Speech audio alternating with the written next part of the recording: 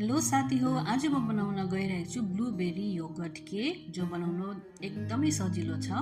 लौ यसलाई बनाऊ। र सबसे पहिला तपाईँ लिनुहोस् 7 इन्चको केक टिन अनि त्यसलाई तपाईँ लाइन गर्नुहोस् पार्चमेन्ट पेपरले लाइन गरेर एक साइडमा तपाईँ राखिदिनुहोस्। अब हामी लिनेछौँ यहाँनिर दहीलाई। त यहाँ मैले चाहिँ ग्रिक योगर्ट 2 कप्स लिनुहोस्। नर्मल तपाईँले योगर्ट पनि लिन सक्नुहुन्छ। हनी लिनुहोस् तपाईँले 1/3 कप अनि त्यसपछि तपाईँले लिनुपर्छ अन्डा।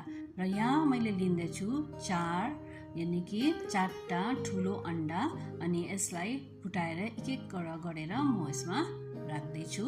अब सबै 4वटा अन्डै हामीले यसमा राखेपछि अब हामीले यसमा राख्नुपर्छ भेनिला एसेन्स। भेनिला एसेन्स हामी लिनेछौँ 1 टेबलस्पुन।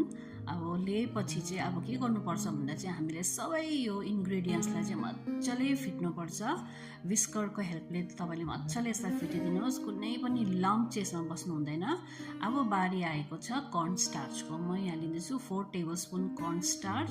यसलाई चाहिँ तपाईँले चाल्नीले मजाले चालेर लगाउनुहोस् अनि त्यसलाई फेरि तपाईँले यससँगै मिक्स गरिदिनुहोस्। र यो लिक्विड इन्ग्रेडियन्टसँग मजाले मिक्स गर्नुपर्छ। यसमा कुनै पनि लम्प्स हुनु हुँदैन। अब हामी हाल्नेछौँ ब्लूबेरी हाफ कप। यसलाई पनि तपाईँले हल्कासँगले यसमा मिक्स गरिदिनुहोस्। त्यहाँदेखि चाहिँ हामीले जुन केक टिन रेडी गरेको थियौँ त्यसमा यो ब्याटरलाई पोर गरिदिनुहोस्। अनि हाम्रो ब्याटर चाहिँ एकदमै न थिक न थिन, एकदमै मिडियम कन्सिस्टेन्सीको हुनुपर्छ। माथिबाट तपाईँले ब्लूबेरीले फेरि गार्निस गरिदिनुहोस्।